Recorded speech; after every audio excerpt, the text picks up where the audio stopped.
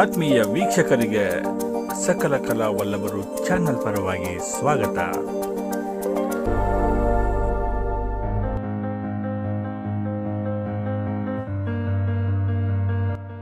Hostel ಟ್ರಾವೆಲ್ಗೆ ಹೋಗಿದ್ದಂತೆ ಅವನು. Astral travel ಮುಗಿಸ್ಕೊಂಡು ಬಂದು ಆಂಜನೇಯನ ಜೊತೆ ಆಟ ಆಡ್ಕೊಂಡ್ಬಂದೆ.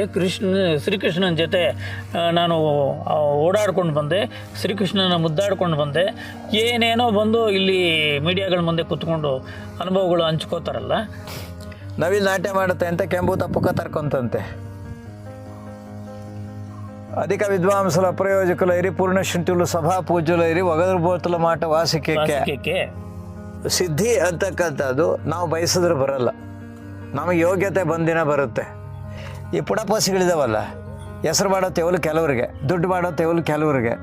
ಭಾಳಷ್ಟು ಇತ್ತೀಚಿನ ದಿನಗಳಲ್ಲಿ ಈ ಒಂದು ಕಾಲಜ್ಞಾನದ ಭವಿಷ್ಯವಾಣಿಗಳ ಬಗ್ಗೆ ಭಾಳಷ್ಟು ವಿಶ್ವಮಟ್ಟದಲ್ಲಿ ಚರ್ಚೆ ಆಗ್ತಿರ್ತಕ್ಕಂಥ ಈ ಸಂದರ್ಭದಲ್ಲಿ ಅದೆಷ್ಟೋ ಭವಿಷ್ಯಕಾರರು ಹೇಳ್ತಿರ್ತಕ್ಕಂಥ ಭವಿಷ್ಯವಾಣಿಗಳ ಬಗ್ಗೆ ಬೆಲೆ ಹೋಗ್ತಾ ಇದೆಯೇನೋ ಅನ್ನೋಷ್ಟು ಆತಂಕ ಉಂಟಾಗ್ತದೆ ನನಗೆ. ಕಾರಣ ಏನು ಅಂತಂದರೆ, ಯಾರೋ ಇತ್ತೀಚಿನ ಇದರಲ್ಲಿ ನಮ್ಮ ಕಣ್ಣು ಮುಂದೆ ಇರತಕ್ಕಂಥ ಹುಡುಗರು ಯಾರೋ ಹಾಸ್ಟೆಲ್ ಟ್ರಾವೆಲ್ಗೆ ಹೋಗಿದ್ದಂತೆ ಅವನು.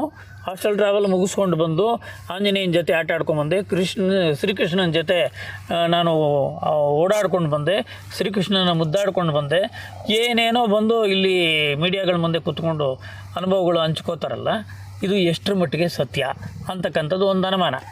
ಇವರು ಹಾಸ್ಟೆಲ್ ಟ್ರಾವೆಲ್ ಮಾಡಿ ಅನ್ಯಗ್ರಹ ಜೀವಿಗಳನ್ನೆಲ್ಲ ನಾವು ಭೇಟಿ ಮಾಡ್ಕೊಂಡು ಬಂದಿದ್ದೀವಿ ಅಂತ ಅಂತ ಬೆಂಗಳೂರಿನಲ್ಲೇ ಇರತಕ್ಕಂಥ ಈ ವ್ಯಕ್ತಿಗಳು ಬೆಂಗಳೂರಿನ ಯಾವ ಯಾವ ಭಾಗಗಳಲ್ಲಿ ಭಯೋತ್ಪಾದಕರು ಎಲ್ಲೆಲ್ಲಿ ಅಡಗಿದ್ದಾರೆ ಅಂತ ಯಾಕೆ ಹೇಳಬಾರ್ದು? ನೋಡಿ, ಇದೇನಾಗ್ಬಿಟ್ಟಿದೆ ಅಂದರೆ, ನವಿಲು ನಾಟ್ಯ ಮಾಡುತ್ತೆ ಅಂತ ಕೆಂಬೂತ ಪುಕ್ಕ ತರ್ಕೊಂತಂತೆ. ಅಧಿಕ ವಿದ್ವಾಂಸಲ ಅಪ್ರಯೋಜಕುಲ ಇರಿ ಪೂರ್ಣಶುಂಠಿಲು ಸಭಾ ಪೂಜ್ಯುಲ ಇರಿ ಒಗದ್ರ ಬೋತಲ ಮಾಟ ವಾಸಿಕೆ ಅಲ್ವಾ? ನಿಜ ಮುಚ್ಚೋಗುತ್ತೆ ಸುಳ್ಳಲ್ಲಿ. ಸುಳ್ಳು ನಿಜದ ವೇಷ ಹಾಕ್ಕೊಳ್ಳುತ್ತೆ.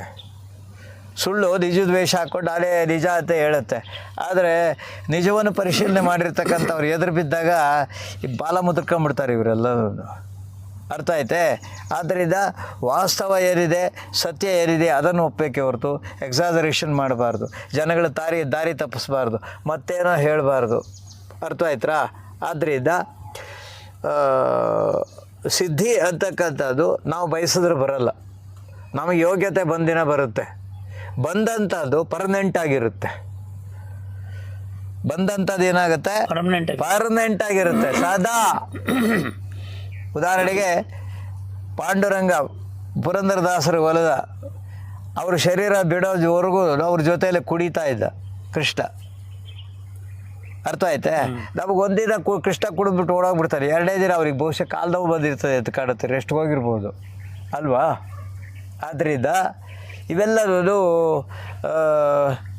ಈ ಸೃಷ್ಟಿಯಲ್ಲಿ ಏನಿದೆ ಅಂದರೆ, ನಿಜ ಸುಳ್ಳು ಎರಡೂ ಇದೆ. ನಿಜವೂ ಇದೆ, ಸುಳ್ಳು ಇದೆ. ಸತ್ಯವಂತರು ತಮ್ಮ ಯೋಗ್ಯತೆನ ಕಾಯ್ಕೋತಾರೆ. ಅವ್ರು ಹೇಗಿರ್ತಾರೆ ಹಂಗೆ ಇರ್ತಾರೆ. ಈ ಪುಡಪಸಿಗಳಿದಾವಲ್ಲ, ಹೆಸರು ಮಾಡೋ ತೆವಲು ಕೆಲವರಿಗೆ, ದುಡ್ಡು ಮಾಡೋ ತೆವಲು ಕೆಲವರಿಗೆ. ಹುಳ ಬಿಡೋದು, ಕುಯ್ಯೋದು, ಹುಳ ಬಿಡೋದು, ಇವೆಲ್ಲ ಇದಾವಲ್ಲ ಶಬ್ದ ಪ್ರಯೋಗಗಳು. ಅದಕ್ಕೇನೋ ಖುಷಿ ಆಗುತ್ತೇನೋ ಅವ್ರಿಗೆ ಪಾಪ. ಆದ್ದರಿಂದ ಇವೆಲ್ಲರೂ ಒಪ್ತಕ್ಕಂಥ ಮಾತುಗಳಲ್ಲ, ಒಪ್ಪೋದಕ್ಕೂ ಆಗಲ್ಲ. ಯಾಕೆಂದರೆ ಅವ್ರ ಕಥೆನೇ ಬೇರೆ. ಒಂದು, ಯದ್ಯದಾಚರತೆ ಶ್ರೇಷ್ಠ ತದ್ದದೇವೇತರೋ ಜನಾಹ. ಶ್ರೇಷ್ಠರಾದವರು ಯಾವುದನ್ನು ಆಯ್ಕೆ ಮಾಡಿಕೊಂಡು ಬದುಕನ್ನು ಸಾಗಿಸುವರೋ ಅದು ಆನೆ ತುಳಿದ ದಾರಿಯನ್ನು ಇತರ ಪ್ರಾಣಿಗಳು ಅನುಸರಿಸಿ ಹೋಗುವ ಹಾಗೆ ನಿರಂತರವಾಗಿ ಯುಗಮಾನ್ಯರಾಗಿ ಮಹಾತ್ಮರು ಏನು ಮಾಡ್ತಾರೆ, ತಮ್ಮ ಆಚರಣೆ ವಿಚಾರಗಳಿಂದ ಬೇರೆಯವರಿಗೆ ಆದರ್ಶವಾಗ್ತವೆ. ಇವೆಲ್ಲ ಮಧ್ಯದಲ್ಲಿ ಉದುರೋತವೆ. ಎಂಥವು ಇಂಥವೆಲ್ಲ ಮಧ್ಯೆ ಉದುರೋತವೆ. ಒರಿಜಿನಲ್ ಮಾತ್ರ ಉಳ್ಕೊಳ್ಳುತ್ತೆ. ಕೊನೆಗೆ ಇವೆಲ್ಲರೂ ಮಧ್ಯದಲ್ಲೇ ಹೋಗೋವು.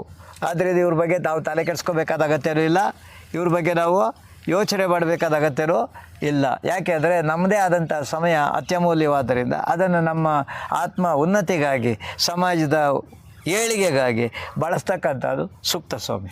ಈಗ ನೀವು ದೇಹದ ಮುಖಾಂತರ ಕೊಟ್ಟ ಉದಾಹರಣೆಗಳ ಇದರಲ್ಲಿ ಎಕ್ಸಾಂಪಲ್ಸ್ ತಗೊಂಡ್ರೆ, ಮೂಲಾಧಾರ ಚಕ್ರದಿಂದ ಅಂದರೆ ಭೂಮಿಯ ಒಂದು ಇದನ್ನು ಹೇಗೆ ಪತ್ತೆ ಮಾಡ್ಕೊಳ್ಳೋಕೆ ಸಾಧ್ಯವೋ ಹಾಗೆ ವಿಶುದ್ಧಿ ಇದರಿಂದ ಏನು ಸಾಗರ ಸರೋವರಗಳ ಇದರದ್ದು ಪರಿಚಯ ಏನಾಗುತ್ತೆ? ಯಾವುದದು ಚಕ್ರ? ಮೂಲಾಧಾರ ಚಕ್ರದಿಂದ ಒಂದಲ್ಲ ಪ್ರಯೋಜನ. ಹ್ಞೂ ಮೊಟ್ಟ ಮೊದಲನೇ ಆದಾಗಿ ಭೂಮಿಗೆ ಎಷ್ಟು ಸಹನೆ ಇದೋ ನಿಮ್ಗೆ ಅಷ್ಟು ಸಹನೆ ಬರುತ್ತೆ. ಸ್ವಾದಿಷ್ಠಾರ ಚಕ್ರವನ್ನು ಸ್ಪರ್ಶ ಮಾಡಿದ್ರೆ ನೈರ್ಮಲ್ಯತೆ, ನೀರಿಗಿರುವ ನೈರ್ಮಲ್ಯತೆ ಬರುತ್ತೆ ನಿಮಗೆ.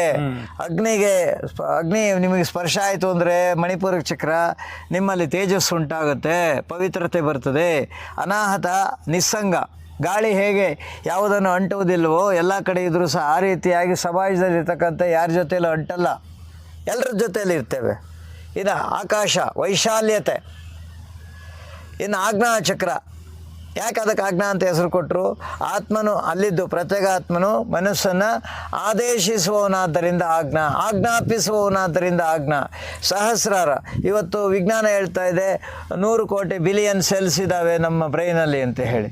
ಮತ್ತು 27.2 ಟ್ರಿಲಿಯನ್ಸ್ ಪರಮಾಣುಗಳು ಮಾನವ ದೇಹದಲ್ಲಿ ಇದ್ದಾವೆ ಅಂತ ಹೇಳಿ. ಮತ್ತು ಇದರ ಅಂತರ ಏನು? ಅದ್ರ ಒಳಗಿರ್ತಕ್ಕಂಥದ್ದು ಏನಾಗಾದರೆ ಇಲ್ವೋ? ಎಲೆಕ್ಟ್ರಾನ್ ಇದೆ, ಪ್ರೋಟಾನ್ ಇದೆ, ನ್ಯೂಟ್ರಾನ್ ಇದೆ. ಅದರೊಳಗಡೆ ಆ ಸನ್ನಿಕರ್ಷ ಒಂದಕ್ಕೊಂದು ಸೇರಬೇಕಾದ್ರೆ ಯಾವ ಫೋರ್ಸ್ ಬೇಕೋ ಅದು ದೈವಶಕ್ತಿ ಅಲ್ಲದೆ ಇದೆ ಯಾವುದು? ಅದು ನಮಗೆ ಗೊತ್ತೇ ಇಲ್ಲ.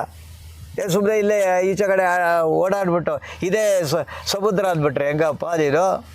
ಹೋಗಬೇಕು ಪ್ರಶಾಂತ ಸಾಗರದ ಮಧ್ಯಕ್ಕೆ ಹೋದಾಗ ಅದರ ವೈಶಾಲ್ಯತೆ, ಅದರ ಒಂದು ಆಳ ನಿರಾಳ, ಅದರ ಘನತೆ, ಗಾಂಭೀರ್ಯ, ಅದರ ಬೆಲೆ ಎಲ್ಲ ಗೊತ್ತಾಗುತ್ತಪ್ಪ. ಅದು ಇಲ್ಲೇ ಇದ್ಬಿಟ್ರೆ ಹೇಗೆ? ನಮ್ಮ ಸಕಲ ಕಲಾವಲ್ಲಭರು ಚಾನೆಲ್ನ ಬೆಂಬಲಿಸಿ ಮತ್ತೆ ಭೇಟಿಯಾಗೋಣ. ಧನ್ಯವಾದಗಳು.